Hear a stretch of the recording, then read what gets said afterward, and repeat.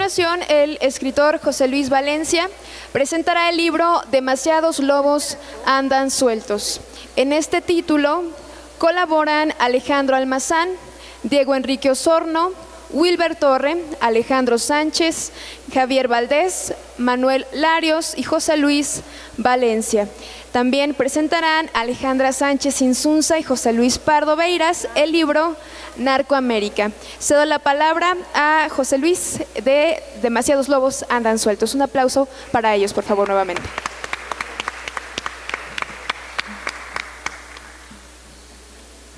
Bueno, gracias otra vez. Andamos por aquí. Ahora hablando de este libro, Demasiados lobos andan sueltos, crónicas infrarrealistas, que creo que lo primero que tenemos que explicar es por qué infrarrealistas, ¿no? Crónicas infrarrealistas. Y esto se debe a que precisamente hablábamos del asunto de organizarnos, de hacer proyectos independientes, de trabajar, y hay un grupo de amigos, periodistas, ¿no? Alejandro Almazán, Diego Enrique Osorno, Alejandro Sánchez, John Gilbert, varios que de repente, un poco entre el cotorreo y la borrachera, empezamos a hablar del infrarrealismo, ¿no?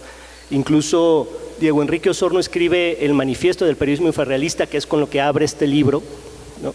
Que es por emular de alguna manera a los poetas infrarrealistas de los 70s, hablando de Bolaño, Anaya y otros tantos, de los cuales Diego Osorno, que es, digamos, el creador de este concepto, está totalmente enamorado, ¿no? A partir de una novela, Los detectives salvajes, de Roberto Bolaño, donde eran una corriente, en síntesis, los infrarrealistas eran una corriente de periodismo que quería cortar con la poesía tradicional, no querían a Paz, no querían a Monsiváis, ellos querían inventar otra cosa, querían salirse de lo institucional, digamos, para crear otra cosa distinta. Y para nosotros la corriente infrarrealista, que digo, no se lo tomen en serio, es solo por decirnos de alguna manera, tiene que ver con romper con el periodismo institucional, ¿no?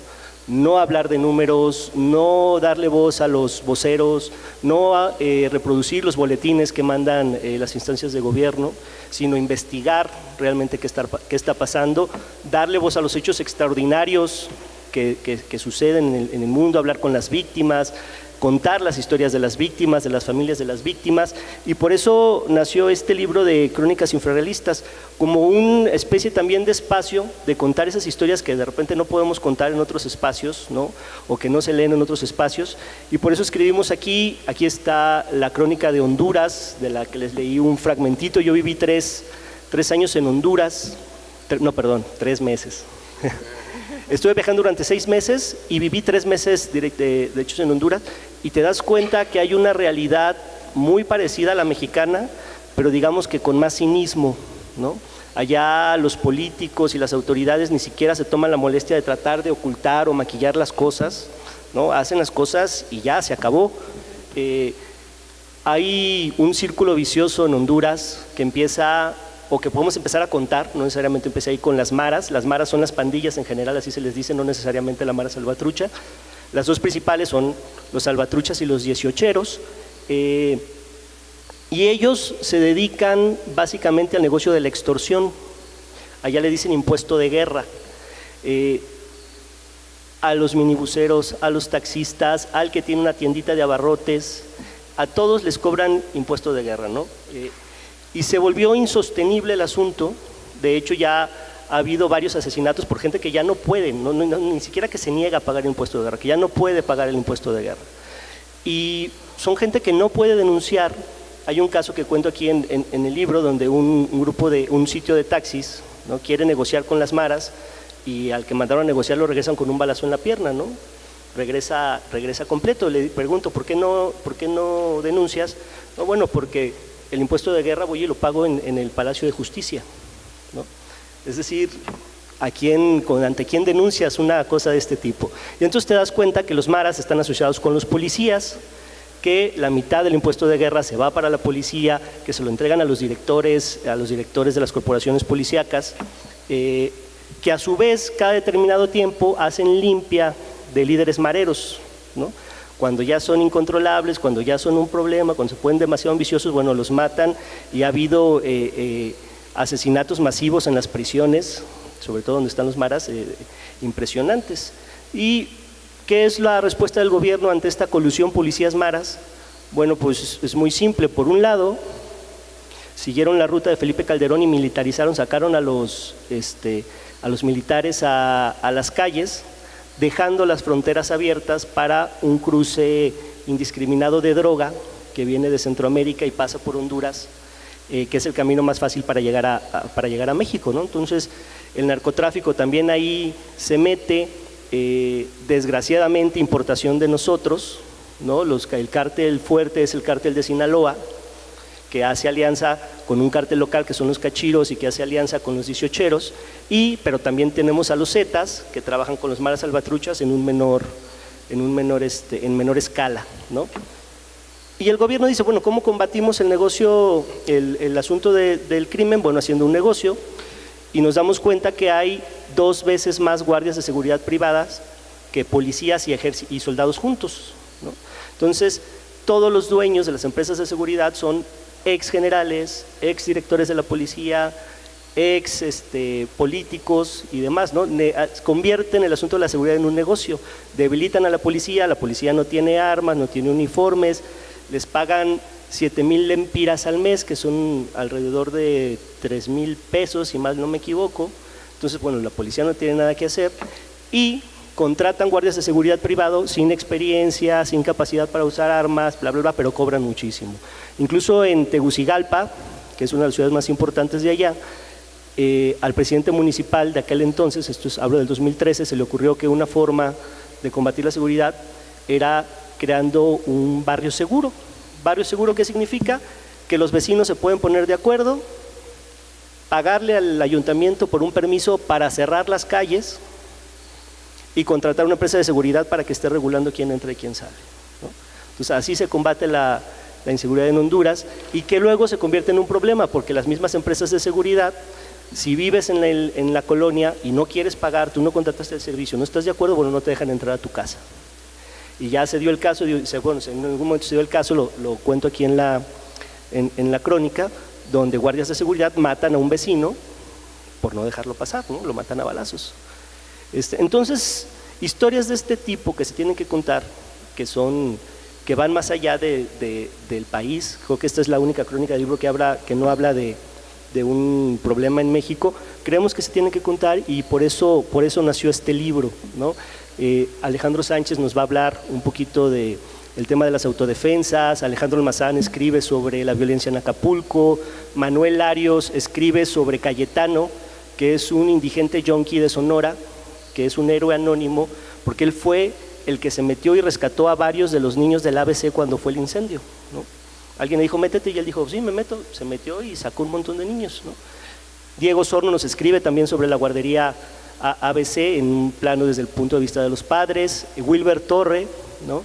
Él nos escribe sobre un bombero mexicano que participó en los rescates después del 11 de septiembre, cuando derribaron las Torres Gemelas, y que 10 años después tuvo que dar una lucha con el gobierno de Estados Unidos, porque evidentemente el asbesto y todos esos químicos y polvos que estuvo aspirando durante meses, que estuvo en las labores de rescate, pues acabaron con su salud, ¿no? Y es una historia interesante. Y finalmente Nel San Martín escribe sobre una persona muy peculiar que tiene un rancho de caballos, pero que lo usa como especie de terapia para sacar a drogadictos de sus adicciones, ¿no? Y es una historia también muy bonita, muy interesante. Esto es Demasiados Lobos Andan Sueltos. Le paso el micrófono a Alejandro para que nos platique un poquito de su crónica. Bueno, creo que parte de lo que hemos platicado aquí en la mesa anterior precisamente concentra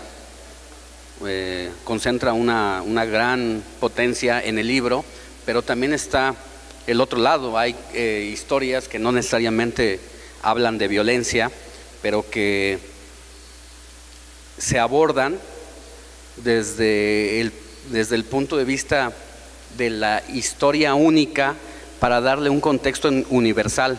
Lo que habla Wilber Torre aquí del bombero que rescató a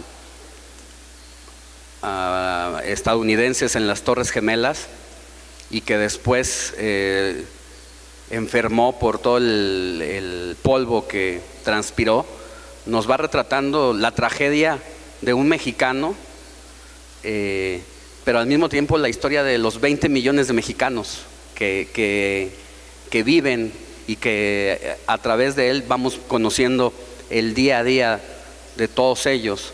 Aun cuando él, este personaje del bombero, fue un héroe para el gobierno de Washington, a final de cuentas lo dejaron morir a su suerte. Entonces, si eso es una historia de un personaje que dio su vida por la patria, del que siempre quiso ser adoptado y que no hubo un reconocimiento, de alguna forma también nos ayuda a entender todo el contexto de la migración y del fenómeno migratorio en Estados Unidos. O sea, yo creo que cuando terminamos de leer El bombero de Wilber Torre, sí nos deja, por lo menos a mí sí me ayudó a cambiar y a entender la migración antes y después, de cómo lo ve uno alejado, lleno de datos, de cifras, que a veces no te dicen nada, pero que si se ponen en una historia y en un contexto, y Wilber pasó semanas con él. La mayoría de los textos son textos bien reposados, que tuvieron un trabajo editorial, con un editor que se estuvo yendo. Yo creo que, no sé, seguramente el mío es el menos reposado por lo que representó las autodefensas, porque yo en ese tiempo tenía que estar enviando a los periódicos todos los días lo que pasaba, pero me hice la tarea de escribir un texto un poco más largo y tampoco tuve mucho tiempo, lo hice en 8 días y me interesaba retratar, si bien el fenómeno de las autodefensas nace un 24 de febrero de 2013 en La Ruana, nos pasó de noche 11 meses, porque fueron avanzando las autodefensas sigilosamente, o por lo menos no estábamos los medios presentes en ese momento, pero hay una batalla épica y emblemática que es la caída de Nueva Italia, cuando las autodefensas que salieron de diferentes puntos cardinales de Michoacán se encontraron en ese punto a 11 meses de su salida. Los hombres dejaron el trabajo, dejaron todo y se fueron uniendo, y conforme iban avanzando de pueblo en pueblo, iban armando a los jóvenes, a los adultos, y por eso decía que era al estilo Pancho, se los llevaba esta revolución. Y fue cuando llegaron a Cuatro Caminos, que es un punto neurálgico importante para la geografía de Michoacán, porque es donde se concentran los 4 puntos cardinales, porque por un lado tienes Uruapan, tienes el camino a Morelia, tienes el camino a Patzingán y a toda la zona de cultivo, donde se siembra de todo, desde algodón, sandías, papaya, aguacates, hasta opio y marihuana, y por el otro lado tienes el paso a Lázaro Cárdenas. Entonces yo me propuse contar en este texto lo que significó la caída de Nueva Italia, porque si esa batalla la ganaban los autodefensas, era casi un hecho que estaban debilitando y venciendo, derrocando al cártel de los caballeros templarios. Si los caballeros templarios hubieran impuesto su fuerza sobre las autodefensas, seguramente el movimiento se hubiera extinguido. Independientemente de lo que pasó después, había que concentrar la mirada y darle luz a ese día de la batalla, a ese día específico, porque ahí vivía el número 2 del cártel, el Quique Plancártel, tenía su fuerte ahí, y solamente vivía a 300 metros de la presidencia municipal, y donde él tenía incluso familiares que trabajaban en la alcaldía y que controlaban todo. Esa es mi participación en el libro, pero al mismo tiempo voy retratando, además de la caída de ese día, voy retratando la historia de otros personajes que han decidido sumarse al movimiento, y como todos los hechos de la vida y los personajes, ni todo es oscuro, ni todo es blanco, es decir, ni todos somos buenos, ni malos, pues el movimiento también tuvo lo suyo. desde un inicio, cuando Hipólito Mora, que es el primero que se encarga de conjuntar a los autodefensas, se tardó un año en la ruana de integrarlos. Él me contaba que cuando ya tenía 20 pelados en su casa conspirando de cómo iban a darle en la torre a los templarios, al día siguiente se los encontraba en la calle caminando y ya no le querían saludar. Le decían: Hipólito, ni me saludes, mano, porque ya llegaron a mi casa los templarios y yo no quiero poner en riesgo a mi familia. Pero como la situación se fue empeoró en un año, y llegó el momento en que decían: bueno, pues de todos modos nos vamos a morir, pues hagámosle la lucha, y en una de esas morimos dignamente. Después Juan Manuel Mireles, ahora preso y que está casi a punto de recuperar su libertad a un año, porque no quiso negociar nada con el gobierno.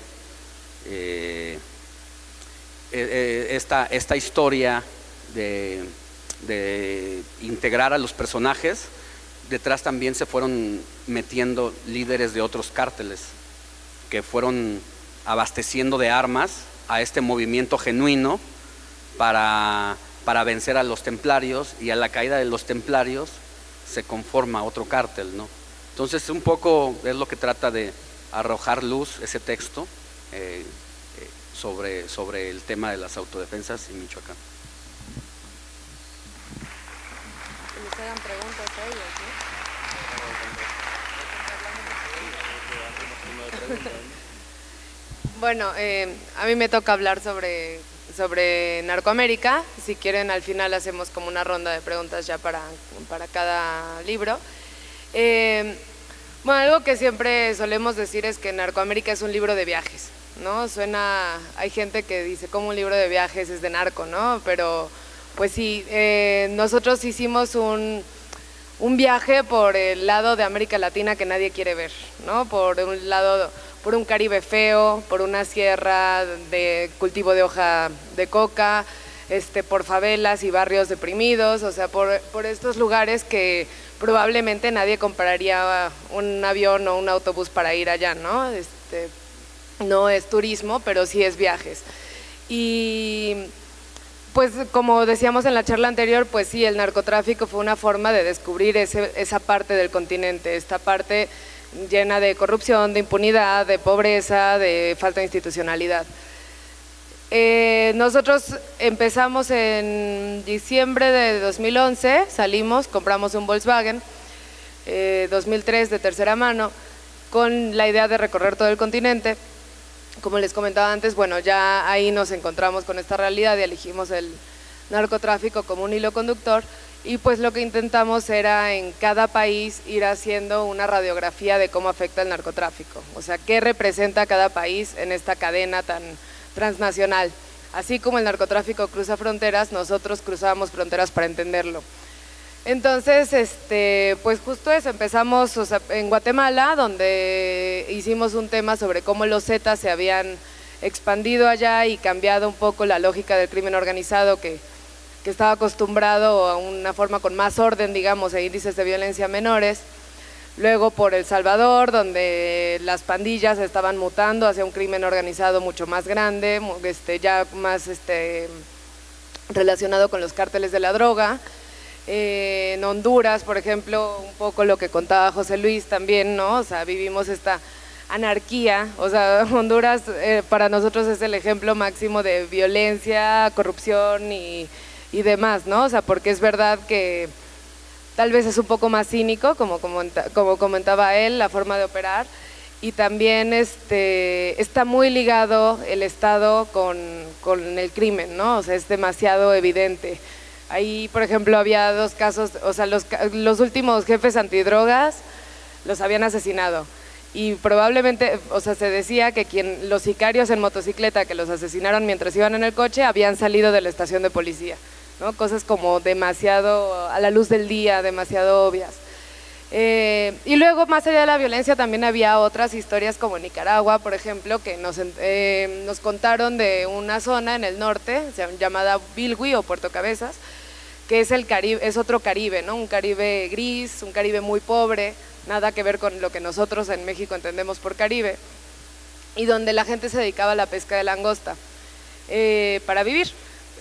Entonces muchas veces los pescadores y buzos de ahí se sumergían 20, 25 veces al día en muy malas condiciones, y era un pueblo de gente lisiada, ¿no? O sea, muchos habían muerto por bucear en malas condiciones para pescar la langosta, o estaban lisiados, o tenían embolias. O sea, era un pueblo muy pobre y enfermo. Entonces, por ahí también era un pueblo de ruta de la droga que viene de Colombia o Venezuela hacia el norte. Entonces, muchas veces los narcotraficantes, cuando los perseguían las autoridades, tiraban los fardos de cocaína, porque si no te agarran con la droga en la mano, infraganti, pues puedes hacer artilugios legales para no estar tanto tiempo en la cárcel. Los tiraban por ahí, los pescadores a veces salían a pescar langosta y se encontraban pues con los fardos de cocaína. Una semana después regresaban los mismos narcotraficantes y se las compraban, y con ese dinero podían hacer cosas que no podrían haber hecho en años, ¿no? O sea, como construir una casa. O sea, la verdad es que era un lugar bien raro, porque era un lugar pobrísimo, sin drenaje, sin luz, pero donde de repente ya se veían mansiones, ¿no? Al estilo que tenemos de estereotipo respecto al narcotráfico. Entonces, bueno, buscábamos todo el rato ese tipo de historias. En Panamá, pues nos centramos en el lavado de dinero, entrevistamos a un hombre que había comprado una isla con el dinero del narcotráfico. En Colombia, como resolver bueno, no resolver, nunca vamos a resolver nada, entender un poco qué había pasado después de la atomización de los grandes cárteles. Colombia es un ejemplo para México en mucho de lo que está pasando, ¿no? O sea, ahí cuando se acabaron los cárteles de Medellín y Cali, surgieron unas nuevas bandas criminales llamadas BACRIM, que son bandas más chiquitas, que controlan ahora el tráfico, pero son muy volátiles y muy violentas, ¿no? Entonces la violencia salió de los centros urbanos de las grandes ciudades, pero en la sierra y demás los índices de violencia siguen altísimos. Entonces, a mí cuando regresamos para acá era algo que me llamaba mucho la atención, que aquí seguimos en la época de los grandes carteles y al mismo tiempo ya estamos en la época de las bandas criminales pequeñas, ¿no? O sea, hace unos años se hablaba de 8, tal vez 10 cárteles, y ahora se habla de 90 según la PGR, ¿no? De 90 tipos de bandas. Entonces, bueno, el caso de Colombia era interesante, en plan, ¿qué había pasado después de haber sido los grandes criminales del mundo, por decirlo así? En Venezuela nos enfocamos en el narcomilitarismo, que era un término muy exclusivo de Venezuela, ¿no? El ejército se encargaba del tráfico de drogas en las fronteras. En Perú pues ya nos enfocamos en la producción y también pues cambiarle el punto de vista respecto al narcotráfico. O sea, en Perú y Bolivia el cultivo de hoja de coca es legal, ¿no? Entonces pues también entender el tipo de vida de los campesinos allá. Bolivia en ese momento se estaba convirtiendo en el país de ruta de Sudamérica para Europa y para Brasil, que a su vez eso provocó que Brasil se convirtiera en el segundo consumidor de cocaína y derivados, ¿no? Entonces en Brasil nos centramos en el consumo. En Argentina, que es un país que tal vez presume de mayor institucionalidad que el resto de América Latina, pues nos enfrentamos con la mafia policial, ¿no? O sea, con también la policía muy relacionada con el tema de la droga o con muchas montajes y escenas como para cubrir números y cuotas, ¿no? Mensuales. En Chile, el drama de las burriers, de las mulas que cruzaban desde Bolivia, o sea, con droga en el estómago, etcétera. O sea, como que sí quisimos buscar varios ángulos respecto al tema, varios personajes, abogados, sicarios militares, víctimas, todo tipo de persona que formaba de una u otra manera, pescadores, ¿no? De una u otra manera parte del tráfico de drogas.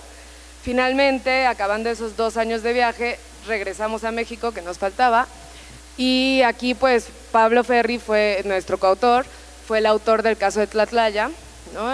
Que fue determinante, o sea, creo que ha sido un parteaguas en cuanto a derechos humanos y a partir de eso y pues, lo que ha sucedido después, Ayotzinapa, Patzingán, Tunguato, ¿no? Ya no nos creemos esta historia de enfrentamiento, ¿no? O sea, ya nos ha cambiado una perspectiva. Nos tocó el caso de Ayotzinapa y después José Luis y yo nos fuimos a Estados Unidos pues para ver primero cómo pasa la droga. Nos fuimos a la parte de Texas, que es el área más corrupta de Estados Unidos, la frontera con Texas, y pues ahí sí era de condado en condado casos de corrupción, ¿no? Casos de corrupción entre sheriffs o autoridades fronterizas que llegan a trabajar para los cárteles de la droga o ellos mismos llegan a controlar la droga, pero que en el caso de Estados Unidos pues tal vez por un tipo de cultura diferente se sabe menos, ¿no? Pero es cosa de ir ahí y ver que también pasa, o sea que no es como que la corrupción y la impunidad y todo esto viene del río Bravo para abajo. Nos parecía muy importante hablar de Estados Unidos, fue una mínima aproximación, o sea, Estados Unidos se merece una investigación de años. Y por último, nos centramos en Nueva York, que es como la ciudad de mayor consumo del mundo, donde ahí teníamos nosotros en nuestra imaginación creíamos que nos íbamos a encontrar con este rollo Lobo de Wall Street, ¿no? Fiestas de cocaína y demás, y nos encontramos en realidad con una epidemia de heroína que a la vez tenía que ver con el suministro de los cárteles mexicanos hacia allá, ¿no? O sea, que empezaban a suministrar más heroína y por tanto estaban causando una epidemia que no había pasado desde los años 70. A grandes rasgos ese es el resumen del libro. No sé qué quieras añadir tú. Bueno, yo quiero hablar de Dromómanos. Nuestro tocayo nos decía que no habíamos hablado en la presentación y no hablamos a propósito, porque si no, no tendríamos nada más que contar, no somos tan interesantes, ¿no? Entonces, digamos que esto es el primer producto de la productora Dromómanos. Dromómanos, la dromomanía, es una patología que te impide estar quieto en el mismo lugar. Nosotros románticamente lo traducimos como adictos a viajar, ¿no? Nace un poco en 2010, cuando Ale y yo, que somos pareja, ya éramos pareja por entonces, estábamos en trabajos de oficina que no nos gustaban y pensábamos que estábamos muy jóvenes, teníamos 23, 24 años, como para no apostarle a algo más, para no ser felices y apasionados con nuestro trabajo, porque para hacer dinero, la verdad, es mucho mejor dedicarse a casi cualquier profesión o a la publicidad, a casi cualquier profesión que al periodismo, ¿no? Entonces decidimos que lo vamos a dejar todo y que vamos a juntar dos pasiones, que es viajar y contar historias. Llegamos a DF en enero de 2011 y nos dimos cuenta que está muy bien ser románticos, pero que hace falta dinero. Entonces nos quedamos un año freelanceando en el DF hasta conseguir los ahorros suficientes como para, digamos, por lo menos traspasar la frontera sur de México, ¿no? Y en ese tiempo se une Pablo Ferri, que es el otro autor del libro. Nos compramos nuestro cochecito, que se convierte como en el cuarto dromómano, en nuestra sala de redacción. Decimos siempre que nuestro coche era nuestra sala de redacción porque para nosotros una sala de redacción no es un lugar físico. Es cualquier lugar donde se debatan ideas, donde se hable de periodismo, donde te pelees con tu compañero, donde enfoques. Y nosotros nos pasábamos horas y horas en la carretera. Entonces no podíamos perder esas horas, ¿no? Cada quien tenía su papel, Pablo manejaba, Ale dormía, yo leía y fumaba. O sea, nos repartíamos así, pero en general era nuestra sala de redacción. Y al final lo que vas haciendo es intentar entender, ¿no? Nuestra sala nos movía a realidades que no eran las nuestras. Y eso, para un periodista de viajes o un periodista internacional, es clave. O sea, yo aunque vaya a hablar de narcotráfico o vaya a hablar de comida o lo que sea, yo necesito comprender un poco ese país. Necesito saber cuál es su historia desde el punto de vista económico, social, cultural, porque si no lo que voy a hacer no va a tener trascendencia. O sea, al final el periodismo es encontrar un detalle revelador que ilumine un gran fenómeno. Y entonces este libro lo que está es plagado de decenas, yo creo que quizás hasta más de, no sé, no sé el número de personas que hay ahí contando su historia, pero se centra en lo minúsculo para contar lo grande, ¿no? Y lo que aporta el libro es esta panorámica general de un negocio que traspasa con mucho las fronteras mexicanas, a pesar de que México, a nosotros nos gusta un poco la definición que hace Roberto Saviano, el autor de Gomorra y 000, que nos prologa el libro, dice que México es como el Amazon de la droga. Porque los mexicanos producen, sí, marihuana, producen opio, pero no producen cocaína, que es la joya de la corona, digamos, ¿no? Pero son capaces de que ese producto llegue a las narices de todo el mundo, ¿no? Entonces México en ese lugar tiene la importancia. Y cada una de estas historias, el libro está estructurado en preguntas universales. Cada capítulo intenta debatir sobre cuestiones muy normales, que son por qué alguien puede consumir, por qué se muere la gente, por qué se mata a la gente, cuál es el precio de la gente, cuándo se puede corromper, por qué se corrompe. Y a eso voy con que no es un libro solo para especialistas. Cuando decía que me interesan más las constantes que las variables del narco, es un poco esto. Es decir, el narco como símbolo de nosotros mismos, ¿no? de nosotros como continente. Al final siempre hay una historia tiene que en algún momento tener algo en común con el lector, algo que conmueva al lector, algo que el lector se identifique con ella. Y este es el gran esfuerzo. El mensaje del libro es: el narcotráfico nos afecta a todos de una manera u otra, y que un colombiano se pueda identificar con un mexicano, y un mexicano con un argentino, y un argentino con un brasileño, ¿no? Y lo que se va haciendo, digamos, a través de todos los eslabones de la cadena, ¿no? Se habla de producción, se habla de tránsito, se habla de consumo. Y cada una de estas historias intenta decirnos algo. Si, por ejemplo, en Honduras, hablando de la normalización de la violencia, ves a una madre que está impasible, sin mover un solo músculo de la cara, delante de su hijo de 17 años, del cadáver de su hijo de 17 años, te tienes que preguntar en qué momento una madre se resigna y no llora a su hijo. Entonces eso es lo que se intenta hacer a partir de ahí, ¿no? Contar la situación de un país que deriva en esa imagen potente.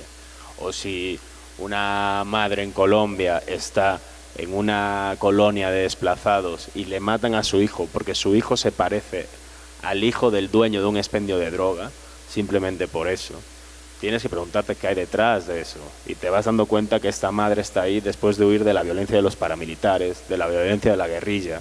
Entonces estás contando la historia del país. Eso es cuando tienes que primero hacer un gran esfuerzo de documentación e intentar entender. Narcoamérica es producto de 3 años de investigación y 3 años de esfuerzo de entender cada uno de los países del continente y de saber que el narcotráfico es esta llave, simplemente es una llave que nos va a abrir a estas realidades. Entonces el esfuerzo del libro es agarrar al lector, montarlo con nosotros en nuestro Pointer 2003 y que se recorra el continente con nosotros. Y cuando acabe el libro, que sepa qué es América, ¿no? Y cuáles son las causas y los efectos que está originando el narcotráfico en su lugar, ¿no? Entonces, siempre ahora abrimos preguntas y pues ojalá os hayamos picado un poquito la curiosidad por lo menos. Y el libro, lo más importante de todo, se vende allá. Entonces eso es lo más importante siempre. Bueno, muchas gracias.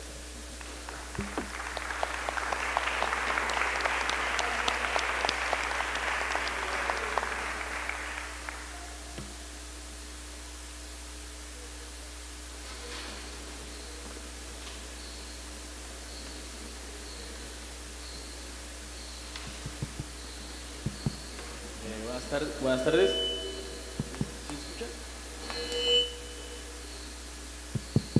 Bueno, soy Alfredo López, estudio periodismo en Cusiénega. Mi pregunta, recordando hace rato que mencionaban que sigue después, en sociedades tan mutiladas como en México, Nicaragua, Argentina, Chile, el libro o sus libros están para entender la realidad que estamos viviendo en las sociedades, pero ¿qué sigue después? ¿Hay un mensaje en sus libros? ¿Hay que darle al lector esperanza? Y me refiero también en las crónicas, no solo en los libros, en las crónicas que nos tocan escribir, en las notas. ¿Hay que darle esperanza al lector?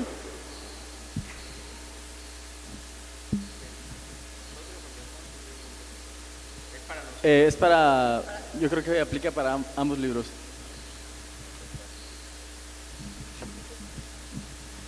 Bueno, yo insisto, ¿no? Yo creo que las crónicas, los libros, lo que tienen que hacer es contar una historia provocar una emoción en el lector, ¿no? Decirle al lector, hay una realidad que tienes que conocer y que te tiene que doler, ¿no? Y creo que hasta ahí es el alcance que puede tener lo que escriba un periodista, ¿no? Lo que sigue es que quien lo lee tenga la decisión o ese sentimiento o esa emoción que le provoque, lo mueva a hacer algo, ¿no? Más allá de ignorar la realidad, que lo mueva a hacer cualquier cosa, simplemente compartir el libro, contar la historia, unirse a una organización civil, ir a una marcha, ¿no? Como fue, a mí me pareció muy chido todo ese movimiento nacional que se provocó a partir de los 43, ¿no? Que a lo mejor ahorita ya está, bajó de intensidad, pero ver las marchas gigantescas que hubo en el Distrito Federal, a mí me tocó estar en una de esas, ver marchas en Guadalajara, donde normalmente no suceden este tipo de cosas, y marchas en todo el país y durante tantos meses, para mí fue una de las cosas más maravillosas que ha sucedido desde la sociedad civil organizada en los últimos años, ¿no? Pero eso ya es responsabilidad de cada uno de nosotros, ¿no? Cómo reaccionamos ante un hecho noticioso, ante una crónica, ante un libro, ante una realidad, me parece que ya es responsabilidad de cada persona, ¿no? Yo creo que va por ahí. Sí, en nuestro caso, al final del libro se hace un epílogo, ¿no? Respecto a la política de drogas. Llevamos más de 40 años con la política prohibicionista y si algo nos queda claro, o sea, sin dar opiniones ni nada, pero que es un hecho, es que en estos 40 años hay más muertos y más consumidores que nunca. Eso significa que algo está fallando, ¿no? O sea, que la política de drogas ha fracasado. No podemos decir cuál es el camino, ¿no? O sea, hablamos un poco de Uruguay, cómo lo hizo Uruguay. O sea, en el caso de Uruguay fue una medida para sacar a su país del crimen organizado, para alejar al crimen organizado del país, ¿no? O sea, y que justo encontramos una historia de una madre, por ejemplo, que su hijo consumía, iba a las bocas de humo, como se les llama ya, los expendios de droga, y a ella le daba mucho miedo que su hijo tuviera que ir a comprar ahí, ¿no? Entonces le dijo, ¿por qué no mejor autocultivas? Entonces eso es prácticamente lo que hizo Uruguay, ¿no? Vamos a nosotros darles el cultivo para que no tengan que lidiar con crimen y con asesinatos o robos o demás. El caso de Uruguay es muy particular, ¿no? O sea, yo no puedo decir que el caso de Uruguay tiene 3 millones de personas, índices de seguridad altísimos, casi europeos, una impunidad baja, entonces no es como acá, ¿no? O sea, es del tamaño prácticamente de Iztapalapa. Entonces aquí tenemos otros problemas, es muy difícil exportar un problema, o sea, una situación y traerla para acá, ¿no? Sí, lo que intentamos con esto, contar todo esto, o sea, como esto es todo lo que pasa en el continente, estos son todos los muertos, estos son los consumidores, esto es tal. Lo que intentamos es hacer una reflexión sobre esa política de drogas, ¿no? Vuelvo a decir, no somos activistas, pero sí creemos que hay cosas que hay que cambiar. Y si tú al final del libro no lo lees y no dices, Dios, sí, esta política de drogas ha fracasado, pues algo está mal hecho de nuestra parte como autores. Como dice él, o sea, yo creo que cualquier tipo de investigación tiene que conmoverte, tiene que darte ganas de llorar o de hacer cosas o de moverte o de salir a una marcha. En este caso, pues creo que el tema de política de drogas es la reflexión, ¿no? O sea, que es la reflexión continental y mundial incluso de lo que está pasando. El próximo año va a ser la Asamblea Extraordinaria de la ONU, UNGAS 2016, respecto a política de drogas, y se va a debatir esto, ¿no? O sea, algo ha fracasado, algo está fallando en la política de drogas mundial. Hay en países donde un consumidor puede ser castigado con la pena de muerte por ser agarrado con un poco de droga, ¿no? Entonces, y las cárceles en todo el mundo están llenos de consumidores o traficantes menores, no tanto de grandes capos, organizaciones y mucho menos de la gente detrás que lava dinero y que están relacionados con la política. Entonces, bueno, nosotros sí, o sea, sí a nivel personal, pues sí espero que al menos este libro sea una reflexión sobre ese tema y que ayude a que en las políticas públicas en algún momento se influya y algo vaya cambiando, que al menos el tema de política de drogas se ponga como prioridad, porque se habla de estrategias de seguridad y demás, pero no se analiza la política de drogas, no se habla de prevención en el tema de salud. Entonces, bueno, o sea, creo que este tipo de libros finalmente, que son denuncias, pues la intención sí es que tal vez yo no, pero sí alguien lo agarre y pueda hacer algo a través de esto, ¿no? ¿Otra pregunta? Buenas tardes. Primero, felicitarlos a todos por escribir y por transmitirnos algo de sus conocimientos. Yo soy estudiante de Derecho y me gustaría que cada uno de ustedes, o no sé quién desee contestar, sobre todo porque hablaban ahorita de responsabilidad, de sensibilidad, ¿qué es para ustedes los derechos humanos? Porque al parecer en sus libros lo describen sobre ejemplos, sobre acontecimientos que para ustedes han tocado fibras muy sensibles como derechos, como personas, como humanos que tenemos cada uno. Entonces, aquí en México está habiendo un cambio en cuanto a lo que es esta parte, políticamente estamos hablando, pero me gustaría, no sé si alguien me quiera contestar, ¿qué es para ustedes los derechos humanos como periodistas y de acuerdo a todas las vivencias que ustedes han tenido?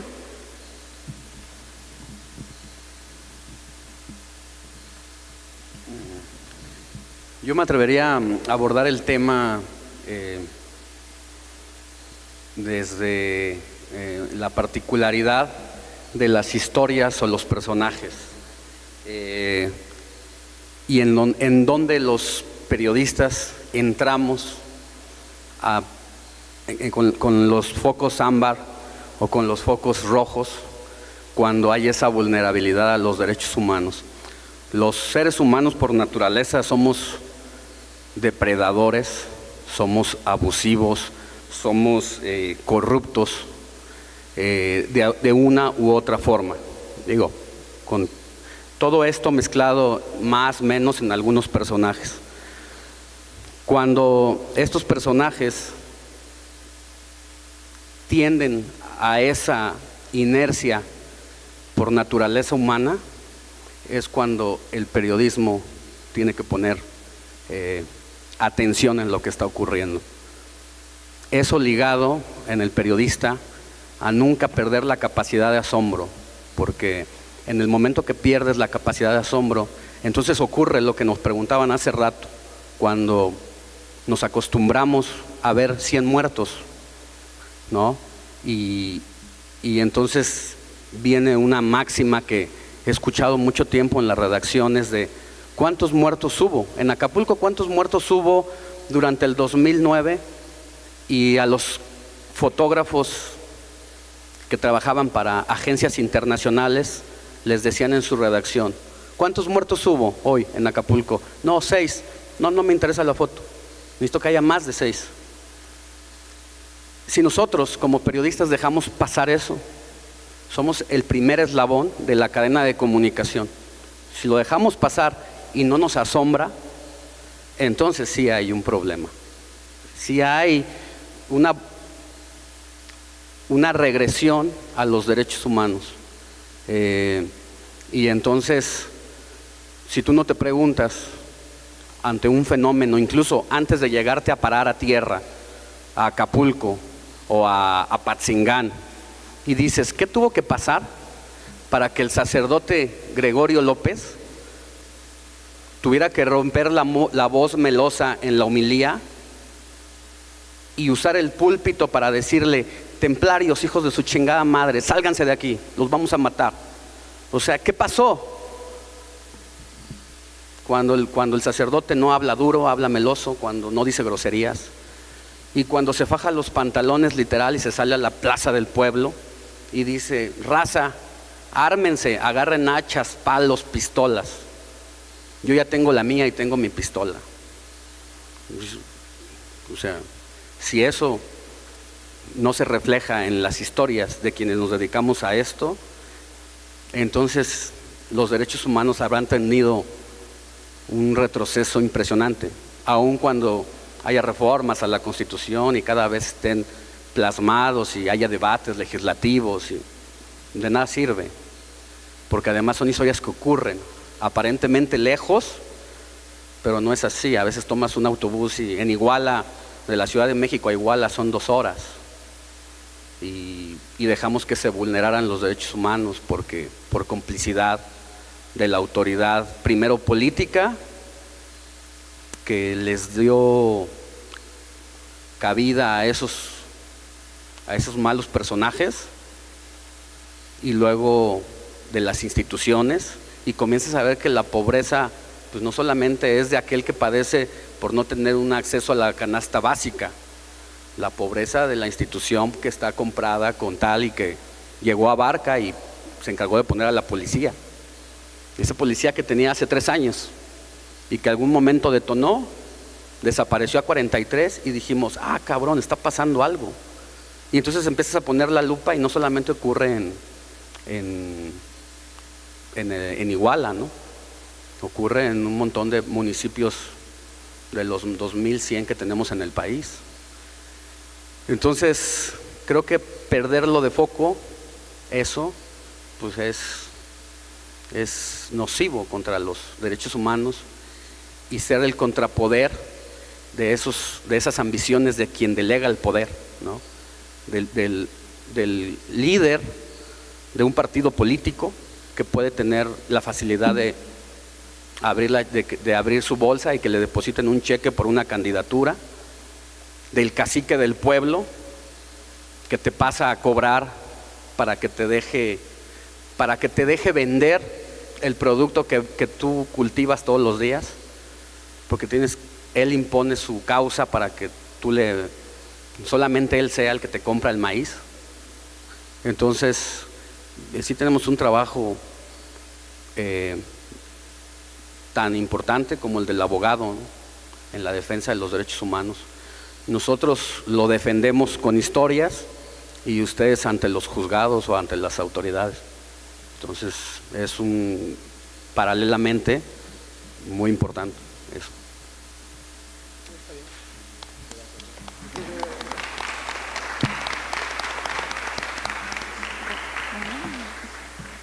Buen día. Hola, acá. Bueno.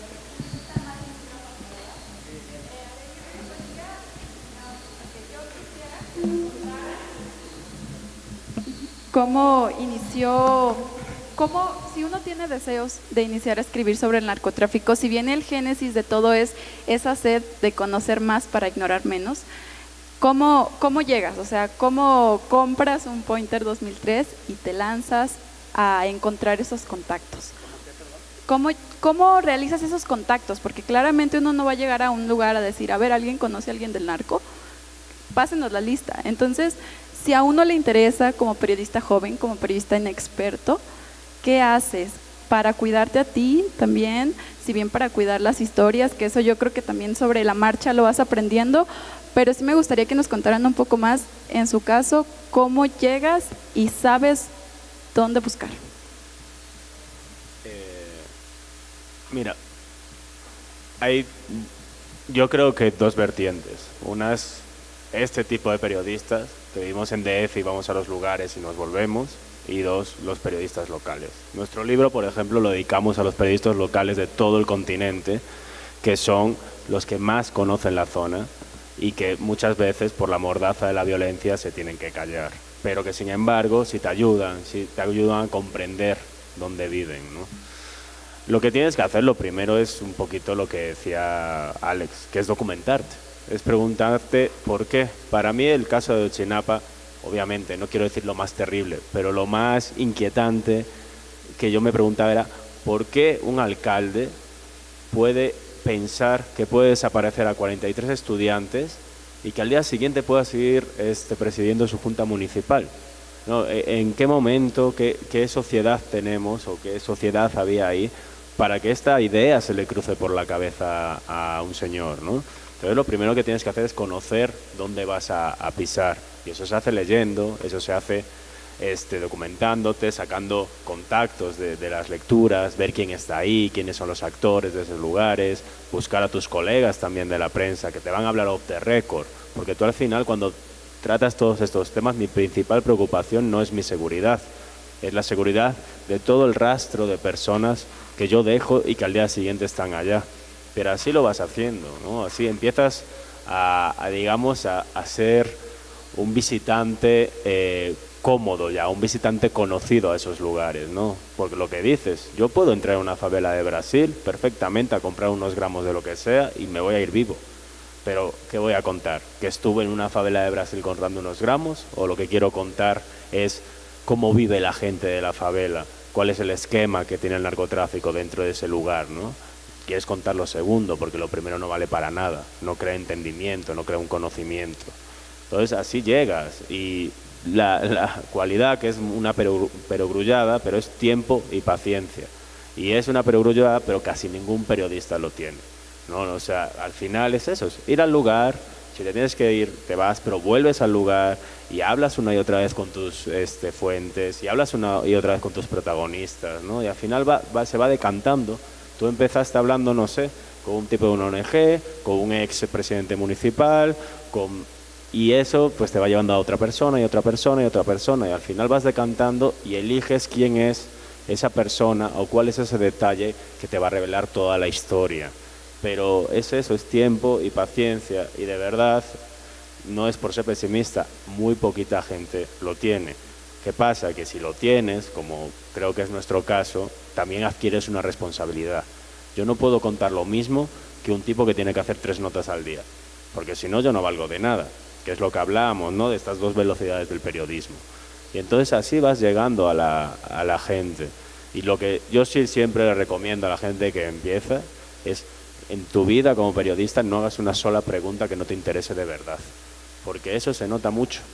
O sea, si yo le estoy preguntando a alguien que está, no sé, viviendo en un barrio deprimido, a un sicario que mata gente, y me está hablando como yo, y se está poniendo en peligro, digamos, o al lado contrario, una víctima que se está poniendo en peligro porque el narco le puede hacer algo, y yo le pregunto algo que no me interesa, es una falta de respeto absoluta hacia tu fuente. Nosotros jugamos con el tiempo, la gente nos presta su tiempo, que es su bien más preciado en muchas ocasiones, ¿no? Y nos está prestando su voz y su testimonio a pesar de los pesares, a pesar de la situación que rodea.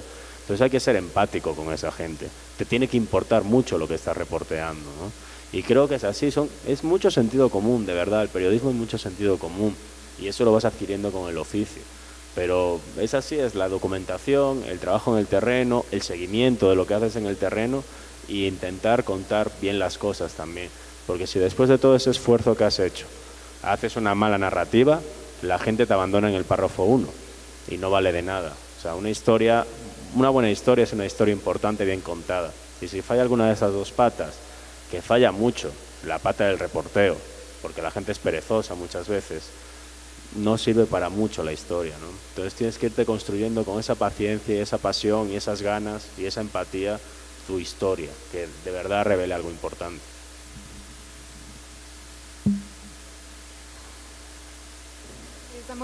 Les damos un fuerte aplauso, por favor.